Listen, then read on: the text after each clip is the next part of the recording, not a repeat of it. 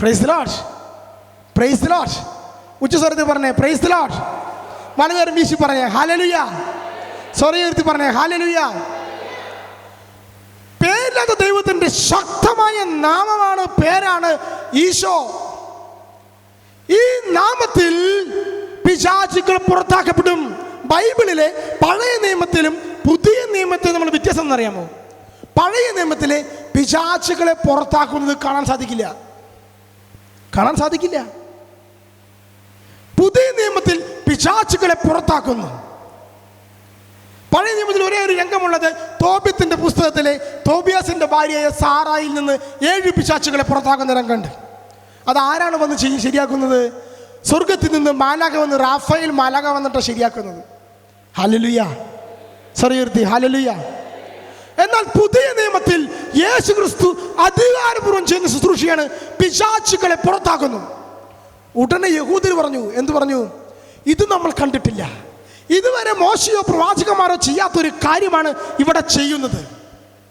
അതുകൊണ്ട് ഇവൻ പിശാചിനെ പുറത്താക്കുന്നത് പിശാചുക്കളുടെ തലവനായ ബെൽസെബൂലിനെ കൊണ്ടാണ്. Price the Lord. മനസ്സിലായോ പോയിന്റ്? അങ്ങനെയാണ് യേശുവിൻ്റെ മേലുള്ള ആദ്യത്തെ കുറ്റാരോപണം. പക്ഷെ യേശു ദൈവമായതുകൊണ്ടാണ് യേശു പിശാചിനെ പുറത്താക്കുന്നത്. Praise the Lord, praise the Lord. യേശു ഞാൻ ദൈവമാണെന്ന് പറഞ്ഞിട്ടുണ്ടോ ബൈബിളിൽ? യോഹന്നാൻ എഴുതിയ സുവിശേഷം 8-ാം അധ്യായം 24-ാം തിരുവചനം ഇങ്ങനെ പറയുന്നത്, ഞാൻ യാഹ്വയാണെന്ന് നിങ്ങൾ വിശ്വസിക്കുന്നില്ലെങ്കിൽ നിങ്ങൾ നിങ്ങളുടെ പാപങ്ങളിൽ മരിക്കും. Price the Lord. ബൈബിളിൽ നമുക്ക് തുറന്ന കാണാൻ സാധിക്കുന്ന ഞാൻ തന്നെ എന്ന് നിങ്ങൾ വിശ്വസിക്കുന്നില്ലെങ്കിൽ നിങ്ങൾ നിങ്ങളുടെ പാപങ്ങളിൽ മരിക്കും. ഗ്രീക്ക് ട്രാൻസ്ലേഷൻ ആയത് കാണുന്നത് മലയാളത്തിലേക്ക്. ഗ്രീക്കിൽ എന്താണെന്നറിയാമോ? ഏഗോ എമി, അതാ പ്രയോഗം. ഈ ഏഗോ എമി ഗ്രീക്ക് സെപ്റ്റുജിന്റ് ബൈബിളിൽ എവിടെ കാണാൻ സാധിക്കാമെന്നറിയാമോ? പുറപ്പാട് 3:14 ഞാൻ ആകുന്നു. ഞാൻ ഏഗോ എമി ആണെന്ന് നിങ്ങൾ വിശ്വസിക്കുന്നില്ലെങ്കിൽ നിങ്ങൾ നിങ്ങളുടെ പാപങ്ങളിൽ മരിക്കും. പറഞ്ഞതിൻ്റെ അർത്ഥം എന്താ? യേശു പറഞ്ഞ യഹൂദന്മാരോട് ഞാൻ യാഹ്വയാണെന്ന് നിങ്ങൾ വിശ്വസിക്കുന്നില്ലെങ്കിൽ നിങ്ങളുടെ പാപങ്ങളിൽ മരിക്കും. ഉടനെ അവരെന്ത് ചെയ്തു? ദൈവത്തിൻ്റെ നാമം വൃഥാ പ്രയോഗിച്ചിരിക്കുന്നു, ദൈവദൂഷണം പറഞ്ഞിരിക്കുന്നു, എറിയാൻ കല്ലുകളെടുത്തു. ഹല്ലേലൂയ. സ്വരയുയർത്തി പറഞ്ഞേ ഹല്ലേലൂയ. ശക്തിയോട് പറഞ്ഞേ ഹല്ലേലൂയ. പ്രിയപ്പെട്ടവരെ, ദൈവം ഭൂമിയിൽ മനുഷ്യനായി കടന്നു വന്നപ്പോൾ ദൈവത്തിനുള്ള അധികാരമാണ്, നാമത്തിലുള്ള പ്രയോഗമാണ് ഇവിടെ കണ്ടത്. ഇതേ നാമത്തിലുള്ള പ്രയോഗം ഉപയോഗിച്ചുകൊണ്ട് യേശു എന്നൊരു ശുശ്രൂഷയുണ്ട്. എന്താണെന്നറിയാമോ? പാപത്തിൻ്റെ മോചനം. എന്താ ശുശ്രൂഷ? പാപത്തിൻ്റെ മോചനം.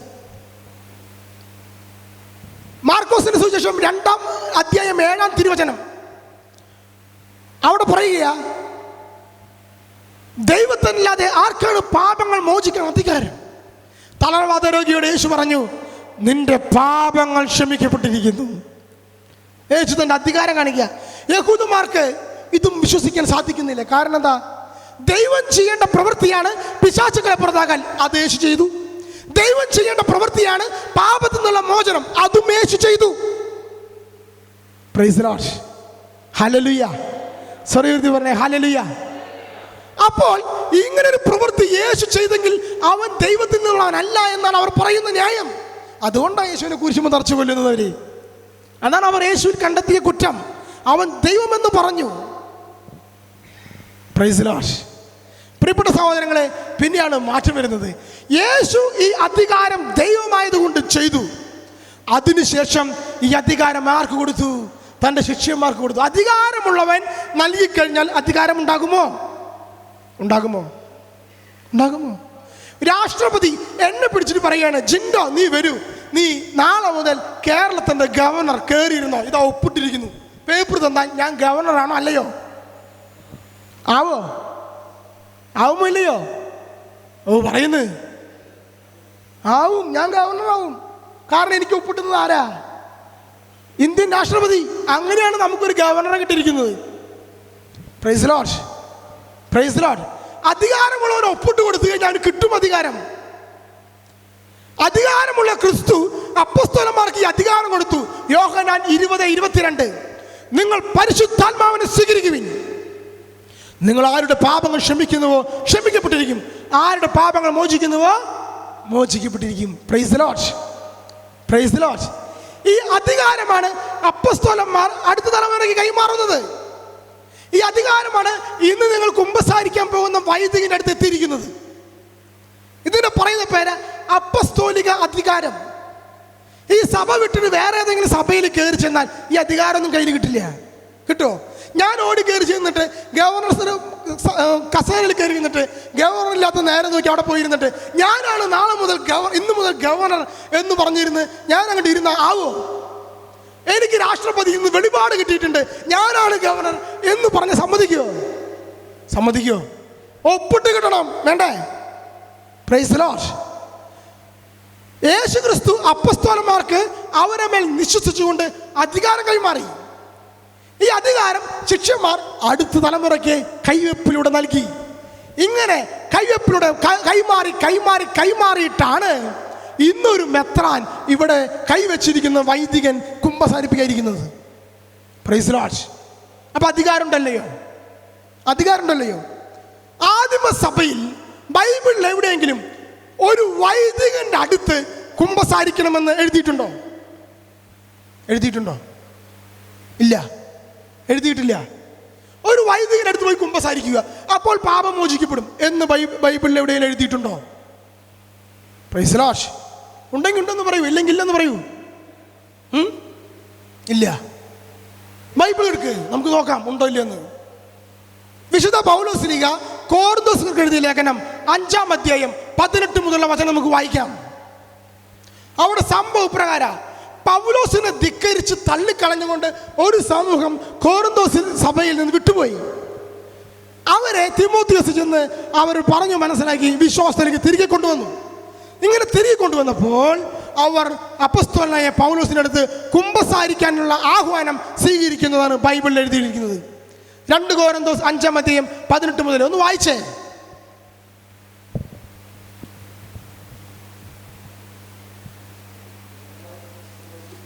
നിങ്ങളെ ക്രിസ്തു വഴി തന്നോട് രമ്യതപ്പെടുത്തുകയും രമ്യതയുടെ ശുശ്രൂഷ ഞങ്ങൾക്ക് നൽകുകയും ചെയ്ത ദൈവത്തിൽ നിന്നാണ് ഇവയെല്ലാം. അതായത് ദൈവം മനുഷ്യരുടെ തെറ്റുകൾ അവർക്കെതിരെ പരിഗണിക്കാതെ രമ്യതയുടെ സന്ദേശം ഞങ്ങളെ ഭരമേൽപ്പിച്ചുകൊണ്ട് ക്രിസ്തു വഴി ലോകത്തെ തന്നോട് രമ്യതപ്പെടുത്തുകയായിരുന്നു. ഞങ്ങൾ ക്രിസ്തുവിൻ്റെ സ്ഥാനപതികളാണ്. ഞങ്ങൾ വഴി ദൈവം നിങ്ങളോട് അഭ്യർത്ഥിക്കുന്നു, നിങ്ങൾ ദൈവത്തോട് രമ്യതപ്പെടുവിൻ. Praise the Lord. Praise the Lord. ഇവിടെ ചില പദങ്ങളുണ്ട്, ശ്രദ്ധിക്കണം. ഞങ്ങൾ ആരാണ്? നമ്മൾ എന്നാണോ പറഞ്ഞത്? അല്ല, ഞങ്ങൾ അപ്പസ്തോലന്മാരെ കുറിക്കുന്നു. ഞങ്ങൾ ക്രിസ്തു വഴി തന്നോട് രമ്യതപ്പെടുത്തുകയും. അപ്പൊ ക്രിസ്തു വഴി പിതാവായ ദൈവത്തോട് രമ്യതപ്പെടുത്തി.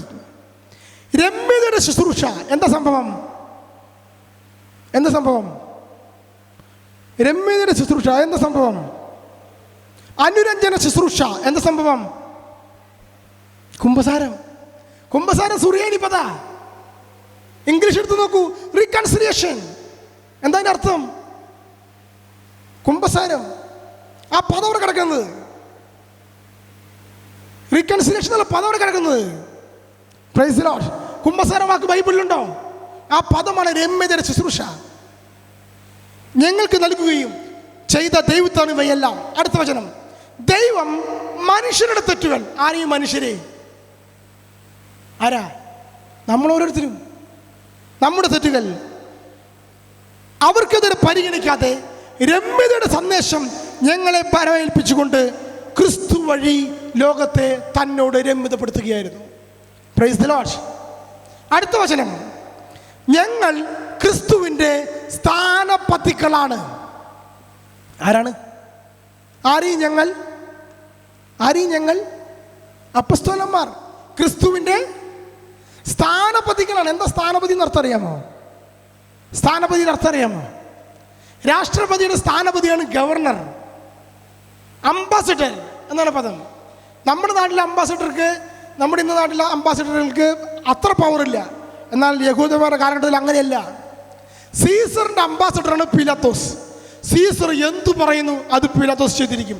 പീലാത്തോസ് എന്തു പറയുന്നു അത് സീസർ പറഞ്ഞ പോലെയാണ്. Price the Lord.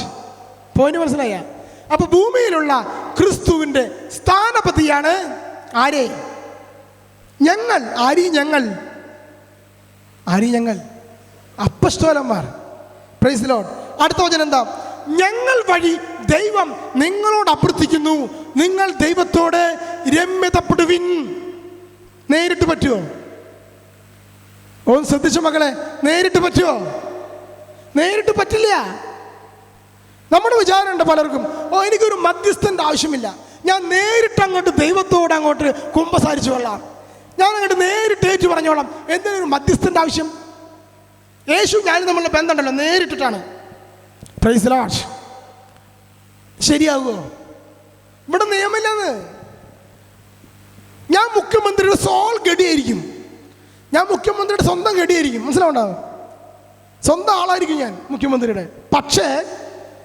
പക്ഷേ ഞാൻ മുഖ്യമന്ത്രിയുടെ സ്വന്തം ആളാണെന്ന് പറഞ്ഞുകൊണ്ട് എനിക്ക് എന്തെങ്കിലും കാര്യം നടപ്പിലാക്കി കിട്ടുമോ? അത് മുഖ്യമന്ത്രിയുടെ ഒപ്പ് വേണോ? വേണം. ഞാൻ മുഖ്യമന്ത്രി സ്വന്തം ആളാന്ന് പറഞ്ഞ് ഇവിടെ എന്തെങ്കിലും ചെയ്യാൻ പറ്റുമോ? ഒന്നും ചെയ്യാൻ പറ്റില്ല. മുഖ്യമന്ത്രി ഒപ്പിട്ട പേപ്പർ ഉണ്ടെങ്കിൽ റെഡി. Price the Lord. എന്താ ക്രിസ്തുവിൻ്റെ സ്ഥാനപതി? നമ്മൾ ആരാണ്? ക്രിസ്തുവിൻ്റെ അപ്പസ്തോലന്മാർ ആരാണ്? ക്രിസ്തുവിൻ്റെ സ്ഥാനപതിയാണ്. അവർ വഴി നേരിട്ട് പറ്റില്ല. നിങ്ങൾ കുമ്പസാരിക്കാൻ ഇരിക്കുമ്പോൾ ഏതെങ്കിലും വൈദികൻ നിങ്ങളടുത്ത് മധ്യസ്ഥം പറയാറുണ്ടോ? നമ്മൾ പാപമൊക്കെ പറഞ്ഞ ശേഷം, ശരി, നിങ്ങൾ പാപങ്ങൾ ഞാൻ കേട്ടിരിക്കുന്നു, എല്ലാ പാപങ്ങളും മോചിക്കപ്പെട്ടെ എന്ന് നമുക്ക് കർത്താവിനോട് പ്രാർത്ഥിക്കാം എന്നാണോ കുമ്പസാരക്കൂട്ടിലത്തെ വൈദികം പറയുന്നത്? ആണോ? അല്ല. പിന്നെന്താ പറയുന്നത്? എനിക്ക് ലഭിച്ചിരിക്കുന്ന അധികാരത്താൽ നിന്റെ പാപങ്ങൾ ക്ഷമിക്കപ്പെട്ടിരിക്കുന്നു, സമാധാനത്തോടെ പോവുക. Price the Lord. മനസ്സിലായോ പോയിന്റ്? ക്രിസ്തുവിന്റെ അധികാരം പ്രയോഗിക്കുന്നത്. ഹല്ലേലൂയ. സ്വരയുയർത്തി പറഞ്ഞേ ഹല്ലേലൂയ. ശക്തിയോടെ പറഞ്ഞേ ഹല്ലേലൂയ. പ്രിയപ്പെട്ട സഹോദരങ്ങളിലെ, ബൈബിളിലെ 2 മൃഗങ്ങളെ പറ്റി പറയുന്നുണ്ട്. ഒരു മൃഗത്തിൻ്റെ പേര് നായ, രണ്ടാമത്തെ മൃഗത്തിൻ്റെ പേര് പന്നി. ഇതിനെപ്പറ്റി ബൈബിളിൽ ഇങ്ങനെ പുതിയ നിയമത്തിൽ ഇങ്ങനെ കാണാൻ സാധിക്കും. മത്തായിയുടെ സുവിശേഷം 7-ാം അധ്യായം 5-ാം തിരുവചനത്തിൽ ഇങ്ങനെ പറയുന്നത്, വിശുദ്ധമായത് നായ്ക്കൾക്ക് കൊടുക്കരുത്, നിങ്ങളുടെ മുത്തുകൾ പന്നികൾക്ക് ഇട്ടുകൊടുക്കരുത്, അത് അവ ചവിട്ടി നശിപ്പിക്കുകയും തിരിഞ്ഞ് നിങ്ങളെ ആക്രമിക്കുകയും ചെയ്തേക്കാം. Praise the Lord. ഹല്ലേലൂയ. സർവ്വകീർത്തി ഹല്ലേലൂയ. പൗലോസ് ശ്ലീഹ റോമാക്കാർക്ക് എഴുതിയ ലേഖനം 7-ാം അധ്യായം, അതിലെ 3 പാരഗ്രാഫ് ഉണ്ട്. അതിൻ്റെ ഹെഡിങ് ഒന്ന് വായിക്കാം. 7-ാം അധ്യായം 7 മുതലുള്ള തിരുവചനം. അതിൻ്റെ ഹെഡിങ് എന്താ? നിയമത്തിൻ്റെ സ്വാധീനം. 13-ാമത്തെ അധ്യായത്തിൻ്റെ ഹെഡിങ് എന്താ? റോമാക്കാർക്ക് എഴുതിയ ലേഖനം 7-ാം അധ്യായത്തിൽ പാപത്തിൻ്റെ സ്വാധീനം. 8-ാം അധ്യായം ആദ്യത്തെ വരി എന്താ? ആത്മാവിലുള്ള ജീവിതം. Price the Lord. സ്വരയുയർത്തി പറഞ്ഞേ ഹല്ലേലൂയ. ശക്തിയോടെ പറഞ്ഞേ ഹല്ലേലൂയ. എന്താണ് നിയമത്തിൻ്റെ സ്വാധീനം എന്നറിയാമോ? പൗലോസ് ശ്ലീഹ ഇത് വ്യക്തമായി ഇങ്ങനെ വിശദീകരിച്ച് കാണിച്ചു തരിക.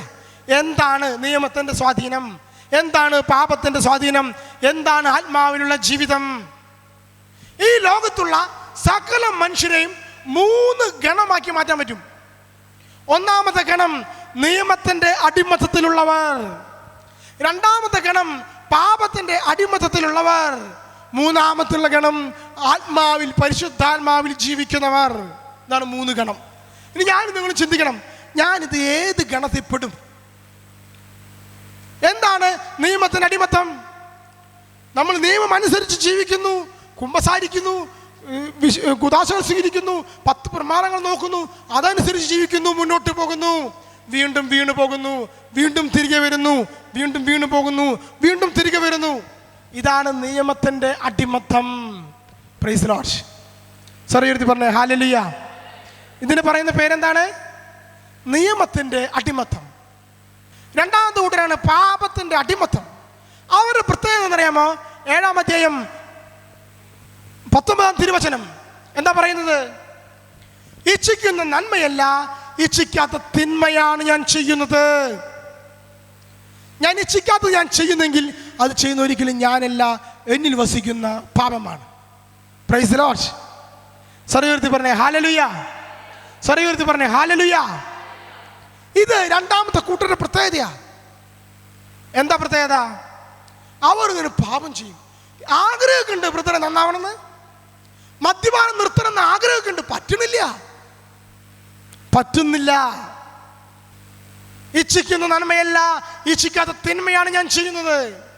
ഈ വചനം കണ്ടുകൊണ്ടേ ആളുകൾ പറയും, കണ്ട പൗലോസ്ലീഹ പോലും പറയുന്നത് എന്താ? ഇച്ഛിക്കുന്ന നന്മയല്ല, ഇച്ഛിക്കാത്ത തിന്മ ചെയ്യുന്നു, പിന്നെയാണ് എൻ്റെ കാര്യം. അതല്ലത്. പൗലോസ്ലീഹ ഈ മനുഷ്യരുടെ അവസ്ഥ എന്താണെന്ന് പറയുന്ന ഭാഗമാണത്. Praise Lord, praise Lord. സ്വരയുയർത്തി ഹല്ലേലൂയ, വളരെ ഉയർത്തി ഹല്ലേലൂയ. മൂന്നാമത്തെ കൂട്ടരുണ്ട് ആത്മാവുള്ള ജീവിതം. അത് മനസ്സിലാക്കണമെങ്കിലോ 1 യോഹന്നാൻ 3:9 എടുത്താൽ മതി. അതാണ് നമ്മൾ മാറേണ്ട മാറ്റം. Praise Lord. ഒന്ന് വായിക്കാമോ?